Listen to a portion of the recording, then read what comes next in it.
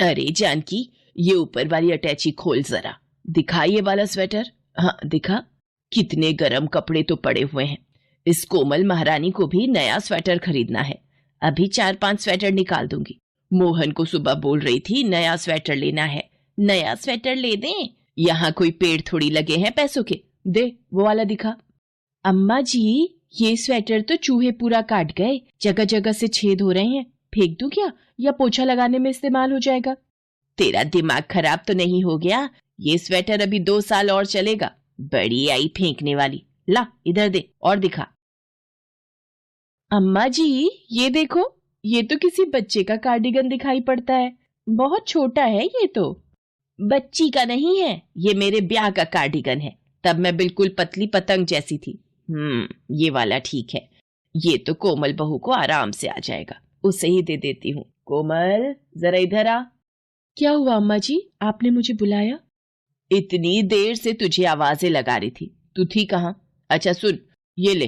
तू मुझे स्वेटर कह रही थी ना, ये मेरी शादी का स्वेटर है। तू पहन ले, तेरे काम आ जाएगा।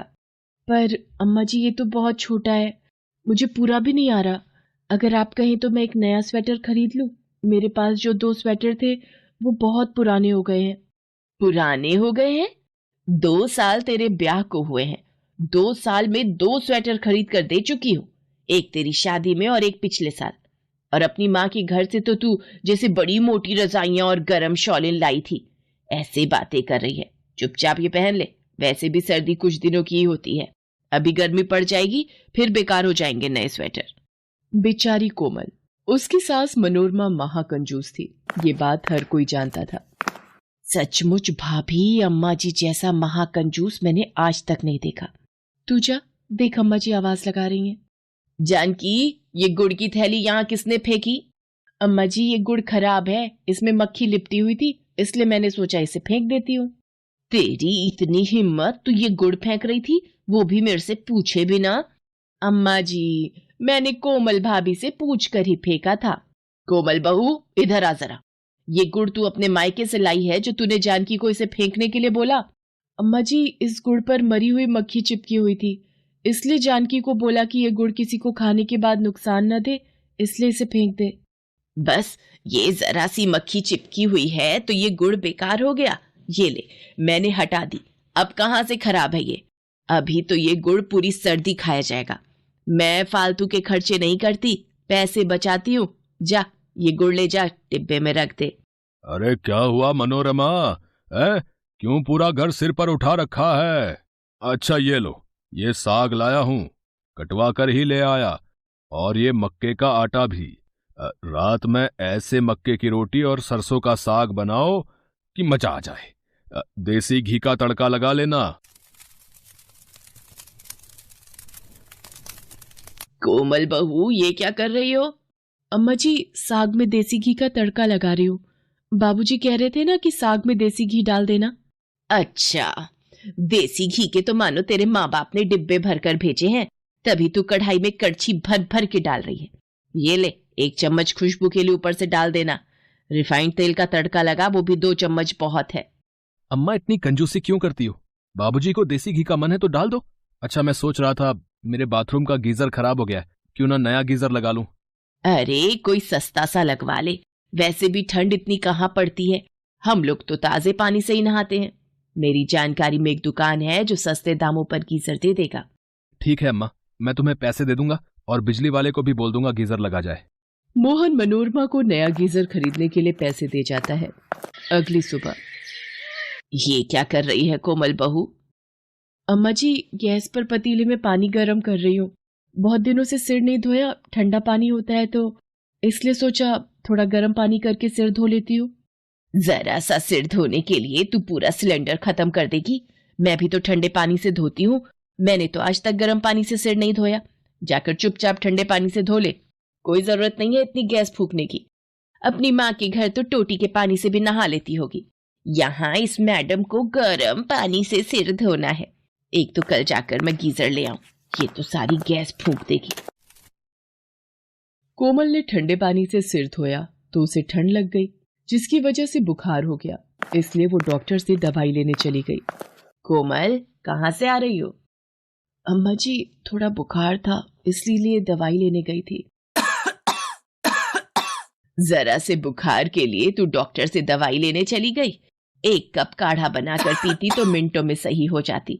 पता नहीं आजकल तुम लोगों ने नाजुक शरीर बना लिए हैं, फालतू के पैसे डॉक्टर को देती फिरती हो। अम्मा, मैंने तुम्हें बोला था ना गीजर लगवाने के लिए। मुझे तुम खरीद कर लाने नहीं देती और ना ही खुद जा रही हो। अगर गीजर लगा होता तो कम से कम ठंडे पानी से नहाकर कोमल की तबीयत तो ना खराब होती। ठीक है, मैं आज ही नया गीजर खरीद लाऊंगी और बिजली वाले को बुलाकर लगवा दूंगी। तू तो ऐसे कह रहा है जैसे सारी गलती मेरी है। मैं तो बचत करने की सोचती हूँ, तुम लोग उल्टा मतलब ले लेते हो। मनोरमा गीजर खरीदने के लिए बाजार चली जाती है। भैया कोई सस्ता सा गीजर दिखाना, ज्यादा पैसों वाला नहीं, कम बजट का मिल जाए। मैडम, अगर आपको कम बजट का ही गीजर चाहिए ना तो एक काम करो, आप सेकंड हैंड गीजर ले लो, वो आपके लिए सही रहेगा। हमारे पास कुछ माल आते हैं ऐसे जो डिफेक्टेड होते हैं, वो हम सस्ते दामों पर दे देते हैं। वैसे उसमें कोई दिक्कत नहीं होती है, बस कंपनी रिजेक्ट कर देती है, इसलिए हम उसे सस्ता निकाल देते हैं। हाँ तो कोई बात नहीं, हमें भी तो सर्दी में ही जरूरत पड़ती है, सेकंड हैंड ही दे दो, मेरे बजट में रहेगा। ये गीजर तो बहुत बढ़िया रहा, बड़े सस्ते दामों पर मिल गया।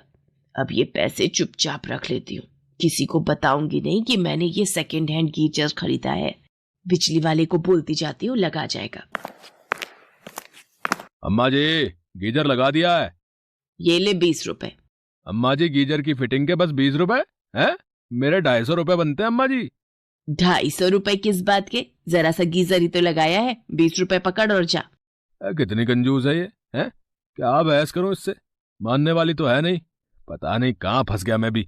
आज के बाद बिजली का कोई काम नहीं करने आऊंगा इसके घर में। बिजली वाला गीजर लगाकर चला जाता है। अम्मा, ये तो तुम बहुत सस्ता गीजर ले आई हो, ठीक तो है ना? पूछ लिया था दुकानदार से? हाँ हाँ, मैंने पूछ लिया था, बहुत बढ़िया कंपनी का मिल गया। अगले दिन जब कोमल नहाने जाने लगती है, अम्मा जी मैं नहा कर आती हूँ। थोड़ी देर ही गीजर चलाना, कहीं ऐसा ना हो सारी बिजली ये गीजर ही खा जाए। अपने मायके में तो तूने गीजर का नाम तक नहीं सुना होगा, और हमारे घर में तेरे लिए नए नए गीजर लगवाए जा रहे हैं। कोमल नहाने चली जाती है। कुछ समय बाद, ये नहा रही है या अंदर बाथरूम में सो गई है? इतनी देर से कोई आवाज भी नहीं आ रही। अरे क्या मन ही मन बातें बुन रही हो? पिछले आधे घंटे से कोमल बहू गीजर चलाकर नहा रही है, कितनी बिजली फूंक दी होगी। क्या कोमल अभी तक नहा कर नहीं आई? कोमल, क्या हुआ? अरे ये तो कुछ बोल ही नहीं रही। कोमल, कोमल! बाबूजी, कोमल की आवाज नहीं आ रही, लगता है कोई गड़बड़ है, मुझे दरवाजा तोड़ना होगा। किसी तरह मोहन बाथरूम के दरवाजे की कुंडी तोड़ देता है और अंदर जाता है। कोमल बाथरूम में बेहोश गिरी हुई होती है। कोमल, अरे ये बेहोश कैसे हुई? हे भगवान, इसे क्या हो गया? मोहन कोमल को लेकर हॉस्पिटल जाता है। डॉक्टर कोमल को आईसीयू में भर्ती करते हैं। कुछ देर बाद, देखिए, टेस्ट रिपोर्ट सारी ठीक है। मुझे लग रहा है कि ये चक्कर आना और बेहोश होना बाथरूम में गीजर की वजह से हो सकता है। मैंने गीजर जैसे ही चलाया, उसमें से धुआं निकला और मैं बेहोश होती चली गई। उसके बाद मुझे कुछ याद नहीं था। कोमल को छुट्टी मिल जाती है। मोहन घर आकर अपनी माँ मनोरमा पर बहुत गुस्सा होता है। अम्मा, तुमने सेकंड हैंड गीजर खरीदा, मैंने तुम्हें नए गीजर के पैसे दिए थे, फिर क्यों? मनोरमा, आज तुम्हारी वजह से बहू को कुछ हो जाता तो? कितनी बार कहा है, कंजूसी हद तक ठीक रहती है, पर तुम कहाँ मानने वाली हो। मुझसे भूल हो गई, दुकानदार ने बोला गीजर अच्छा है, ले जाओ। और अम्मा, तुम सस्ते के चक्कर में उठा लाई। गलती तो हुई है मेरे से, मैं दुकानदार की बातों में आ गई, उसने मुझे खराब गीजर दे दिया। कोमल बहू, आज सचमुच मेरी कंजूसी की वजह से तुम्हारी जान पर बनाई। कोई बात नहीं अम्मा जी, गलती तो दुकानदार की है, उसने आपको खराब गीजर दिया, आप यूं माफी मत मांगिए। मोहन बेटा, ये ले पैसे और इस घटिया गीजर को उतार कर आज ही बढ़िया कंपनी का एक गीजर मेरी बहू के बाथरूम में फिट करवा दे। ये हुई ना समझदारी की बात। अब तुम्हें समझ आया मनोरमा, कंजूसी हर जगह नहीं, किसी किसी जगह सही होती है। कोमल, तुम आज ही मेरे साथ बाजार चलना, मैं तुम्हें नए स्वेटर और कुछ गर्म कपड़े खरीद कर दूंगी। मेरी बहू से बढ़कर मेरे लिए कुछ कीमती नहीं, कुछ कीमती नहीं।